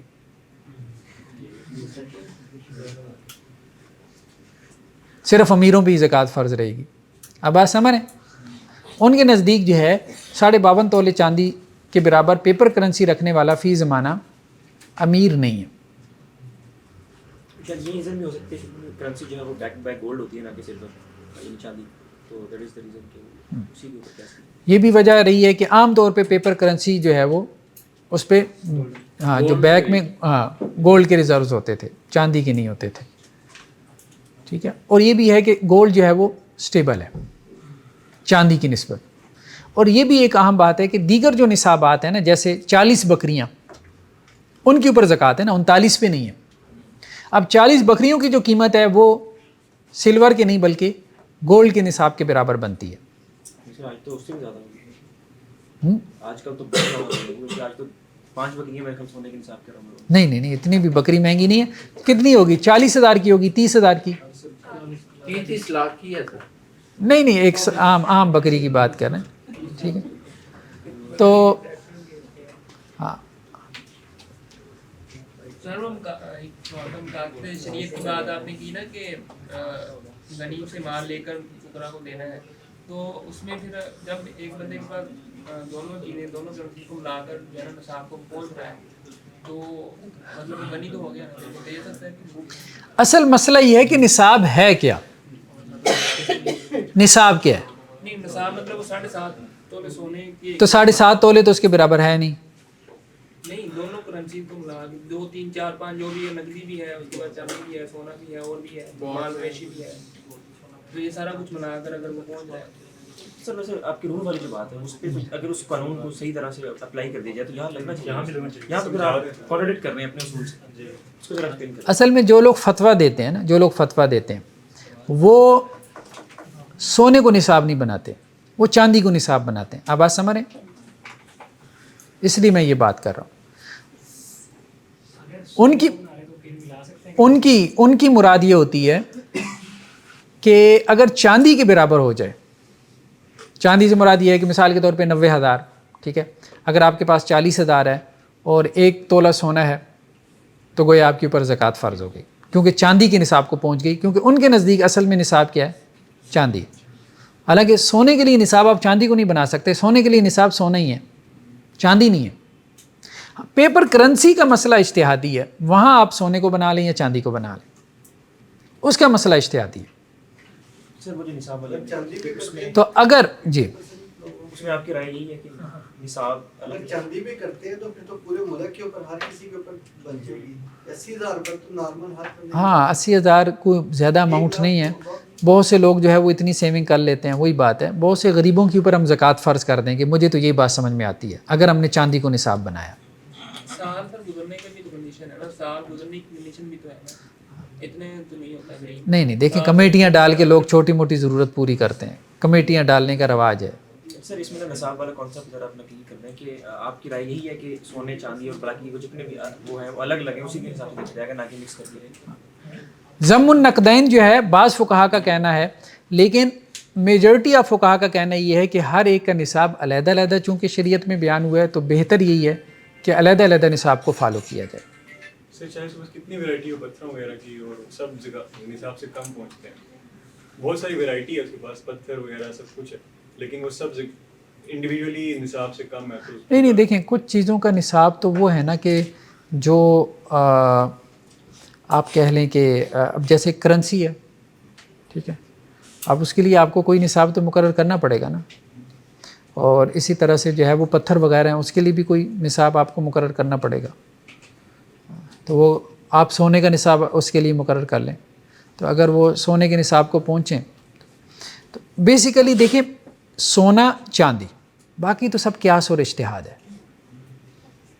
ٹھیک ہے. اس لیے ہیڈنگ کیا ہے, ہیڈنگ کے اوپر غور کریں. ضم النقدین, ریئل کرنسی کی بات ہو رہی ہے, یعنی ریئل کرنسی کو آپ ملائیں گے کہ نہیں ملائیں گے. تو ریئل کرنسی کو آپ نہیں ملائیں گے. ہاں اب اس کے بعد جو دوسری کرنسی ہے نا اس کو ہم کرنسی نہیں کہتے, بیسیکلی تو وہ کرنسی ایکویلنٹ ہے. مطلب آپ یہ کہہ رہے ہیں کہ جی میرے پاس اگر 5 لاکھ کا چیک ہے اور میرے پاس 3 لاکھ کیش ہے تو بھائی آپ ملائیں.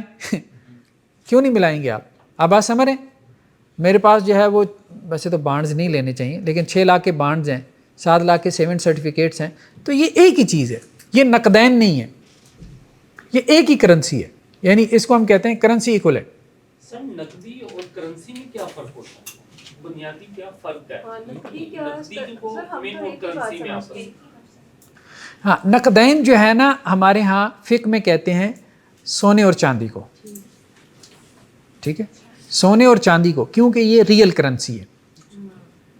اور حدیثوں میں جو زکوٰۃ کا حکم آیا ہے وہ سونے اور چاندی پہ آیا ہے, پیپر کرنسی پہ نہیں آیا, نہ چیکس کے اوپر آیا, نہ بانڈز کے اوپر آیا, نہ سیونگ سرٹیفکیٹس پہ آیا, ٹھیک ہے. تو یہ سب کرنسی ایکویلنٹ کہلاتے ہیں.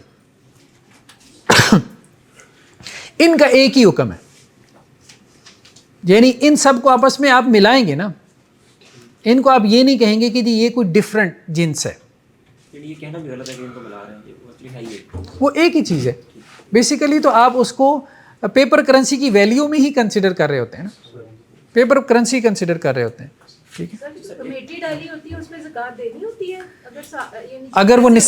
اگر وہ نصاب کو پہنچ جائے تو, نصاب کو پہنچ جائے تو وہ آپ کا کیا ہے اپنا. چاہے سر ہمیں ملی بھی نہیں کمیٹی کی سر کس طرح ہوگی, مطلب وہ نصاب کس طرح پہنچ سکتی ہے؟ سر چاہے ہمیں ملی بھی نہ ہو سال پھر بعد بھی ملنی دینی ہے, ہے اس میں ابھی تو اس کا نصاب تک پہنچے گا ہی نہیں. دیکھیں نا نصاب کو وہ تو ڈیپینڈ کرتا ہے نا, آپ نے کمیٹی اگر 20,000 کی ڈالی ہوئی ہے تو ظاہری بات ہے وہ نصاب کو نہیں پہنچے گی.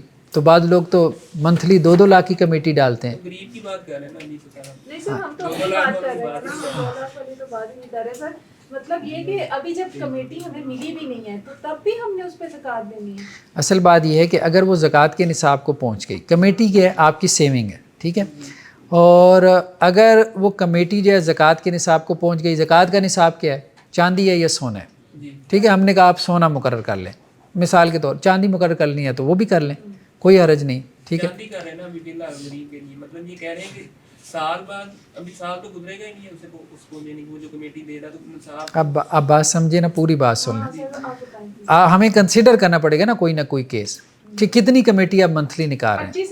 25,000 نکال رہے ہیں, چلیں تو آپ کی یہ سال کی ہو گئی 3 لاکھ ہو گئی, ٹھیک ہے. تو ظاہری بات ہے کہ اس کے اوپر زکوٰۃ نہیں ہوگی اگر آپ نے سونے کو نصاب بنایا, اور اگر آپ نے چاندی کو نصاب بنایا ہے تو 4 مہینے کے بعد یہ نصاب کو پہنچ گئی, ٹھیک ہے. اب 4 مہینے کے بعد آپ صاحب نصاب ہو گئے. اب اس کے بعد 1 سال گزرا تو زکوٰۃ ہوگی, یعنی آپ کی کمیٹی 2 سال چلتی ہے, 3 سال چلتی ہے, ڈیپینڈ کرتا ہے. چاہے وہ ملی بھی نہ ہو ابھی, چاہے ہمارا سب سے آخر میں نمبر ہو, ٹھیک ہے, آپ کو ملنے کی امید تو ہے. ہاں وہ بات آگے آ رہی ہے, جس رقم کی ملنے کی امید نہ ہو وہ بات ٹھیک ہے. اس کو اس طرح ہی سمجھے سے غلے میں ڈال رہے ہیں, وہ اس طرح ہم سمجھ رہے ہیں وہ آپ کی اصل میں سیونگ ہے نا, سیونگ ہے آپ.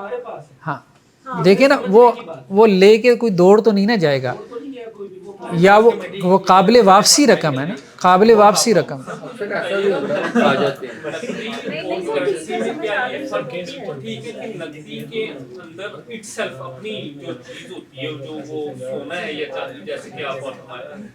تو اس میں کوئی اضافہ سونے کی اپنی چیز میں, مثلا 1 تولے سونے میں وقت گزرنے کے بعد وہ 1.25 تولہ نہیں ہو جاتا, یعنی اضافہ نہیں ہوتا, نہ اس میں کمی ہوتی ہے, وہ تو 1000 سال بعد بھی 1 تولہ ہی رہے گا. اور چاندی کا بھی, اور کرنسی میں فرق سونا اور چاندی سے یہ ہے کہ اس کے اندر اتار چڑھاؤ ہے, کرنٹ ہے, currency current plus minus ampere اوپر زیادہ ہو رہے ہیں. آیا یہ میں نے جو انڈرسٹینڈنگ لی ہے یہ صحیح لی ہے؟ ٹھیک ہے, لیکن ایک بات اور اہم ہے کہ دیکھیں جو بھی ریئل کرنسی ہوتی ہے نا, جنہیں ہم نقدین کہہ رہے ہیں, سونا چاندی, یہ بھی اپنی ڈیمانڈ کی وجہ سے، ڈیمانڈ اینڈ سپلائی کا جو رول ہوتا ہے اس کی وجہ سے اس کی ویلیو گھٹتی بڑھتی رہتی ہے۔ اچھا کون سی میری کرتے ہیں نقدین کے حوالے سے کہ رسول اللہ صلی اللہ علیہ وسلم کے دور میں ان دونوں کے نصاب، جو نصاب تو الگ الگ تھا لیکن ویلیو ایک ہی تھی، 200 جو دینار تھے درہم تھے ان کی ویلیو 40 دینار برابر تھی یا الگ تھی؟ ہاں یہ بات اہل علم نے کی ہے کہ آپ وسلم کے زمانے میں 7.5 تولے سونا اور 52.5 تولے چاندی جو ہے یہ تقریباً ایکولنٹ تھے، ٹھیک ہے۔ بعد میں اب چاندی کی ڈیمانڈ کم ہو گئی، جب ڈیمانڈ کم ہو گئی تو اس کی ویلیو ڈاؤن ہو گئی، سونے کی ڈیمانڈ باقی رہی تو اس کی ویلیو اپنی جگہ پہ باقی ہے، ٹھیک ہے۔ بہت سے پتھر جو ہے وہ جیسے ہم کہتے ہیں کہ جی مٹی کے بھاؤ بکتے تھے، آج ان کی ایک ویلیو بن گئی ہے، ویلیو بننے کی وجہ سے وہ پتھر قیمتی ہو گئے۔ تو اب اس میں وہی بات ہے کہ مجھے تو یہی سمجھ میں آتی ہے کہ ویلیو ایبل جو چیز ہے نا اس کے اوپر زکوٰۃ ہونی چاہیے، ہاں واللہ اعلم، ویلیو ایبل چیز جو ہے اور خاص طور پہ جو ملینز میں چلی جاتی ہے نا اس کو تو زکوٰۃیبل ایسٹ بنانا چاہیے۔ اگر تو ویلیوز بس برابر تھی تو پھر نقدین کا تصور سمجھ میں آتا ہے کہ پھر تو جمع کر لینا چاہیے، الگ الگ ویلیوز ہیں کیونکہ ہم نے ایک ویلیو کو پہنچنا چاہے وہ سونے کی۔ وہ یہ کہتے ہیں نا آپ صلی اللہ علیہ وسلم نے جمع نہیں کیا نا، آپ صلی اللہ علیہ وسلم نے جمع نہیں کیا۔ آپ صلی اللہ علیہ وسلم کے زمانے میں بھی لوگوں کے پاس سونا بھی ہوتا تھا، چاندی بھی ہوتی تھی، لیکن آپ نے ان کو نہیں کہا کہ تم زکوٰۃ دو۔ وہی ایک اجتہاد ہے، ایک قیاس ہے ان کا، ایک اجتہاد اور قیاس ہے کہ غریبوں کا بھلا ہو جائے۔ انہوں نے کہا جی مصلحت اس میں ہے، پبلک انٹرسٹ اس میں ہے، غریبوں کا فائدہ اس میں ہے کہ زکوٰۃ دی جائے، جمع کر دیں۔ سر روح والی بات دیکھی جائے آپ کی تو پھر یہ موقف تو درست ہے کیونکہ زکوٰۃ کا جو منشا ہے وہ یہی ہے کہ غریبوں کا بھلا۔ ہم نے کہا کہ دیکھیں ڈفرینس آف اوپینین ہے، جو آپ کو سمجھ میں آتا ہے آپ کریں، کوئی پابندی نہیں ہے۔ بحث اس پہ نہیں ہے، سوال ہے کہ یہاں ہو رہا ہے کیونکہ جو قاعدہ ہے نا وہ قاعدہ پھر ہر جگہ پہ لگنا چاہیے نا، ایک تو نہیں ہے کہ ہم ایک جگہ پہ قاعدہ فٹ کریں، جو مرضی کر لیتے ہیں قاعدہ۔ ویسے مجھے آپ کی بات بھلی معلوم ہو رہی ہے جو آپ نے پہلے علت نکالی ہے نا، لیکن یہاں آگے وہ پھر ہضم نہیں ہو رہی۔ بات یہ ہے کہ جو آپ یہ اصول فقہ پڑھیں گے تو وہاں آپ کو یہ چیزیں سمجھ میں آئیں گی، جس سے مصلحت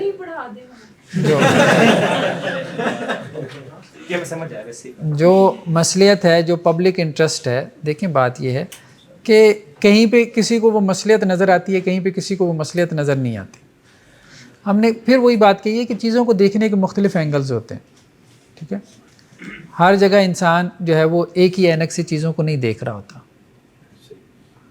ایسا نہیں۔ اللہ تعالیٰ چاہتا تو ہمیں تفصیل سے سب کچھ ایک ایک ہی بتا دیتا، یعنی کہ ہم سمجھتے ہیں اللہ تعالیٰ نے چاہیے کہ ہم اختلاف کریں آپس میں، ایسے سمجھ سکتے کریں یار، اختلاف کریں، بالکل کریں، ٹھیک ہے۔ اب بس اصل میں نا اس خواہش سے نکل جائیں کہ دوسرے کو میری بات کیوں نہیں سمجھ میں آ رہی، ہاں اس خواہش سے نکل جائیں، اس سے اوپر ہو جائیں۔ آپ کو اپنی بات سمجھ میں آ رہی ہے، ویل اینڈ گڈ، دوسرے کو سمجھا سکتے ہیں، بہت اچھی بات ہے، نہیں سمجھا سکتے تو بھائی ٹھیک ہے۔ سینسٹیوٹی اسی لیے ہے کیونکہ اس کے ساتھ ہماری آخرت جڑی ہوئی ہے، یہ اگر ہم نے صرف جا کے پیپر میں لکھنا ہوتا تو پھر بات ٹھیک تھی، اسی لیے ایکچولی شاید جذبات جڑے ہوتے ہیں۔ پر سر میں ایک سوال کرنا چاہ رہا تھا، اور اس میں یہ کام اتنا آسان نہیں ہوتا۔ ابھی تو آپ ایک آدھ مسئلے میں آپ ایک اوپینین بناتے ہیں، ٹھیک ہے، جب آپ پورے مطلب اس مسئلے میں، پھر اس مسئلے میں، اس مسئلے میں، یہ جو فقہ مرتب ہوئی ہیں نا، فقہ جو مرتب ہوئی ہیں کو ہزاروں سال لگے، ہزاروں سال لگنے میں کیا ہوا ہے، مطلب اعتراضات آئے ہیں، دوسروں نے اعتراض کیے ہیں، ایویلویشن ہوتی رہی نا ان کی، ٹھیک ہے۔ تو ابھی تو آپ ایک مسئلے میں ایک رائے دیں گے، پھر بھول جائیں گے 6 ماہ بعد کہ میں نے یہ رائے دی تھی، پھر ایک اور مسئلے میں رائے دیں گے، دوسرا آپ کو فوراً پکڑ لے گا، ٹھیک ہے۔ تو یہاں تو یہ ہے کہ ہزاروں لوگوں کی محنت ہے، مطلب بہت زیادہ اس کے اندر وہ ذہن اور دماغ اور استعمال ہوا ہے نا، صلاحیت بہت زیادہ استعمال ہوئی ہے، تو وہ پوری ایک روایت بن گئی نا۔ یہی تو پھر گاندھی صاحب کہتے ہیں کہ اب آپ وہ آگے آپ نے پروگریس ہی چھوڑ دی ہے، اب آپ جو دلیلیں ہیں اور اعتراضات ہیں اور چیزیں ہیں سمجھنے کی فقہ ہے، آپ نے ایک فقہ بنا لی، اب اس کو آپ سمجھتے نہیں ہیں، تو میرے اوپر آپ لوگ اعتراض کرتے ہیں کہ نہیں کریں، ہم نے کب کہا غامدی صاحب کریں اور نئی فقہ لے کے، کسی نے کب منع کیا؟ ان کو کبھی کسی نے منع کیا کہ آپ کیوں فقہ بنا رہے ہیں؟ بنائیں۔ ہم صرف یہ کہتے ہیں کہ بھائی دیکھیں یہ آپ نے ایک وقت میں فتویٰ دیا، دوسرے وقت میں آپ نے یہ فتویٰ دیا، ٹھیک ہے، تو آپ کیسے اس کو ایڈریس کریں گے؟ 1000 سال بعد شیخ غامدی صاحب والی فکر تو وہاں مسئلہ یہ 1000 سال لگتے ہیں، یہ بات سمجھنے کی ضرورت ہے۔ بہت اس میں دماغ استعمال ہوتا ہے، بڑی صلاحیت، بڑی مین پاور، پھر اس کے بعد جا کے کوئی نیریٹو جو ہے وہ اس قابل ہوتا ہے کہ وہ سوالات کو ایڈریس کر کے ان کو جواب دے پائے۔ روایت اور جدیدیت میں لائن کدھر ڈرا ہوگی؟ روایت اور جدیدیت میں لائن کدھر ڈرا ہو؟ یہ بھی تو سب سے بڑا مسئلہ ہے. روایت اور جدیدیت اب ایک ڈیفرنٹ ٹاپک ہے، کسی اور وقت میں اس پہ تفصیل سے گفتگو کریں گے. ویسے میری کتاب ہے اس پہ روایت اور جدیدیت کے نام سے، اس کو پڑھ لیں. اس کا نام ہی ہے سر. یہی سر ایک سوال کہ چونکہ اب ہم روح اور جو نس ہے دونوں کو لے کے چل رہے ہیں، تو پیپر کرنسی کے حوالے سے بتا دیجیے کہ اس کے پیچھے اب ہمیں یہ فیکٹ پتہ ہے کہ سونا نہیں پڑا اور ڈالر بذات خود ایک پیپر ہے، اس کے پیچھے بھی گولڈ بیک نہیں ہے، انہوں نے اعلان کر دیا ہوا ہے کافی دیر سے.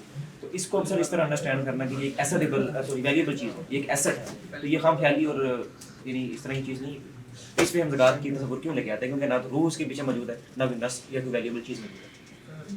چلیں تھوڑا سا آگے چلیں انشاءاللہ وقت کے ساتھ ساتھ. جی لیکن اس سے یہ تو ہو سکتا ہے نا کہ آپ اتنی کرنسی سے اتنی گولڈ بائی کر سکتے ہیں نا، اتنی بے شک بیک نہیں ہے لیکن آپ اتنی ویلیو سے جا کے اتنا گولڈ بائی کر سکتے ہیں، تو کرنٹ ویلیو اس کی وہ بنتی ہے. لیکن یہ میں اور آپ دونوں جانتے ہیں کہ نہیں لے سکتے، یہ صرف ہم کہہ رہے ہیں کہ ہم لے سکتے ہیں، لیکن مارکیٹ سے جا کے خرید لینا آپ 7.5 تولے تو نا یہ آتھورائز مارکیٹ نے نہیں کیا ہوا، اسٹیٹ بینک آف پاکستان نے کیا، تو اسے بھی دیکھنا پڑے گا. آتھورائز تو نہیں دکاندار نے کیا نا. یہ لمبی چوڑی بحث ہے، اس کے اوپر پورا ایک والیوم موجود ہے، ایک پوری جلد موجود ہے کہ پیپر کرنسی جو ہے اس کی کیا شرعی حیثیت ہے. وہ لمبی چوڑی ڈیبیٹ ہو چکی ہے. ٹھیک ہے، پیپر کرنسی جو ہے وہ ایکویلنٹ ٹو کرنسی ہے، عام طور پہ موقف یہی ہے. ٹھیک ہے، ہاں عام طور پہ جو ہے وہ موقف یہی ہے، اور اس موقف کو مانے بغیر چارہ نہیں ہے. کچھ لوگوں نے تو کہا کہ جی پیپر کرنسی میں زکوٰۃ نہیں ہے. کیوں زکوٰۃ نہیں ہے؟ کیونکہ یہ مال ہی نہیں ہے. مال کیوں نہیں ہے؟ کیونکہ یہ کاغذ کا ٹکڑا ہے. ٹھیک ہے، تو بھائی پھر خرید و فروخت میں کیا کاغذ کے ٹکڑے دے رہے ہو؟ مطلب ایک جگہ آپ کنسیڈر کر رہے ہو، دوسری جگہ اس کو کنسیڈر ہی نہیں کر رہے. تو جب خرید و فروخت ہو رہی ہے تو مال ہی دے رہے ہو نا، تبھی تو ایسٹ وصول کر رہے ہو. تو کچھ چیزیں ایسی ہیں جو کمزور موقف ہے، کمزور موقف ہے. خود پیپر کرنسی کے لمبی چوڑی ڈبیٹس ہیں. آپ محدث پہ چلے جائیں، وہاں انہوں نے پورا ایک رسالہ پبلش کیا ہوا ہے پیپر کرنسی کے بارے میں، کیا کیا موقف ہے. فائدہ نہیں ہے زیادہ اس میں گہرائی میں جانے کا. عام جو موقف ہے وہ یہی ہے کہ چونکہ اس میں گولڈ کے پیچھے ریزروز موجود تھے، یہ اس کی سندات تھیں، تو سند ہونے کی وجہ سے اس کا حکم وہی تھا جو گولڈ کا تھا. ٹھیک ہے، بعد میں آ کے گولڈ کے ریزروز ختم ہو گئے، تو اب اس کا حکم جو ہے وہ فی الحال گولڈ کا ہی کنسیڈر ہوتا ہے. باقی ہمیں بیک ٹو گولڈ جانا چاہیے، یہ بات درست ہے. سر یہ بعض کہتے ہیں سازش کے تحت ہوا، ٹھیک ہے، مطلب بات سازش کے تحت تو نہیں کہنا چاہیے، یہ بات تو سمجھ میں نہیں آتی ہے، لیکن یہ ہے کہ سوچی سمجھی سکیم ہے، یہ بات ٹھیک ہے. سوچی سمجھی کو سر اردو میں سازش ہی تو کہتے ہیں. بتائیے سر، یہاں پہ ایک ڈائری پڑھی ہے، آپ ہمیں بتا دیں کہ یہ ڈائری نہیں، یہ سیل فون ہے، اور ہم سب اس پہ بلیو کرنا شروع کر دیں کہ یہ سیل فون ہے. تو کیا اس چیز سے اس کی حقیقت یہ بن جائے گی کہ یہ ڈائری نہیں ہے، اب سیل فون ہو گیا؟ تو کہہ دینے تو سر، کہہ دینے سے کہ چونکہ اس کے پیچھے کبھی گولڈ تھا تو اور ایک ہاں اب یہ اہم بات یہ کہ میں کہہ دوں، اور ایک یہ کہ یہ پوری کلاس کہہ دے کہ یہ سیل فون ہے، تو اس کا مطلب یہ ہے کہ جس کو ڈائری سمجھ میں آ رہی ہے وہ غلطی پہ ہے. اب آپ سمجھ رہے ہیں؟ یہ بھی تو ہو سکتا ہے نا سینیریو کہ اس کو نظر آ رہا ہو کہ یہ ڈائری ہو، حقیقت میں وہ سیل فون ہی ہو. یہی سوال میرا. اب اصل مسئلہ یہ ہے کہ جس کو آپ کہہ رہے ہیں کہ یہ ڈائری ہے، آپ نے پہلے تعین کر دیا کہ یہ ڈائری ہے. یہ تعین کیسے ہوگا کہ یہ سیل فون ہے، یہ ڈائری ہے؟ 4 بندے کہہ رہے ہیں کہ یہ سیل فون ہے، آپ کہہ رہے ہیں کہ یہ ڈائری ہے. آپ یہ کیس لے کے بات آگے چلا رہے ہیں کہ یہ ڈائری ہے، تو ہم کیوں مان لیں؟ تو مطلب یہ ہے کہ 4 بندے جب پہلے اختلاف ہو گیا کہ یہ ڈائری ہے، یہ سیل فون ہے، تو مطلب یہ ہے کہ اس چیز کی پوزیشن واضح ہی نہیں ہے، کلیئر ہی نہیں ہے. اب آپ سمجھ رہے ہیں؟ فرام دی ویری بگننگ اختلاف تو یہاں پہ کھڑا ہو گیا. تو اس لیے آپ یہ سوال ہی نہیں کر سکتے کہ ڈائری کو سیل فون 50 بندے کہہ دیں تو وہ سیل فون تو نہیں بنے گی. یہ سوال اس بات کو سمجھ بالکل ٹھیک ہے، لیکن شاید کرنسی کے حوالے سے یہ لاگو ہی نہیں ہو رہی اس وقت، کیونکہ یہاں پہ ہر بندے کو اس بات کا معلوم ہے کہ اسٹیٹ بینک آف پاکستان اس پوزیشن میں نہیں ہے کہ اگر ہم اس کے پاس پیسے لے کے جائیں تو ہم اس کے برابر سونا دے دیں. اس حقیقت کو ہم سب کو پتہ ہے، اعتراف بھی کرتے ہیں، لیکن جب اصول اور یعنی کہ نس کی بات آ رہی ہے تو ہم کہہ رہے ہیں کہ نہیں، چونکہ چارہ نہیں ہے تو خیر ہے، اگر نہیں بھی ملتی تو اس کو چلا لو. کیونکہ ہم سارا بزنس خرید و فروخت اسی میں کر رہے ہیں نا، تو پھر زکوٰۃ کے معاملے میں کہاں چلی جاتی ہے یہ بات؟ میں محترمہ بات کر رہا ہوں نس کے حوالے سے، فقہ پڑھ رہے ہیں نا، تو ہمیں ایکچولی کس چیز کو نصوص کو جوڑنا ہے نا. مجبوری کا نام فقہ تو نہیں ہوتا. دیکھیں نصوص میں تو واضح طور پہ موجود ہے نا کہ حوالے کو کنسیڈر کیا گیا. ٹھیک ہے، حوالہ جو ہے اس کو کنسیڈر کیا، یہ ہم کتاب البیوع میں پڑھیں گے. حوالہ ریفرنس، مثال کے طور پہ جو ہے نا وہ میں نے آپ کا قرض دینا ہے، ٹھیک ہے، آپ میرے پاس آئے کہ جی حافظ صاحب آپ مجھے قرض چاہیے، تو میں کہتا ہوں کہ یار فلاں بندے نے میرا قرض دینا ہے، تو میں آپ کو لکھ دیتا ہوں, آپ یہ اس سے لے لیں, ٹھیک ہے. میں نے آپ کا دینا تھا اور کسی نے میرا دینا تھا, تو میں نے آپ کو اس کی طرف ریفر کر دیا, اس کو حوالہ کہتے ہیں. تو اس کی حدیث میں تو یہ ریفرنس جو ہے نا, ریفرنس, ٹھیک ہے.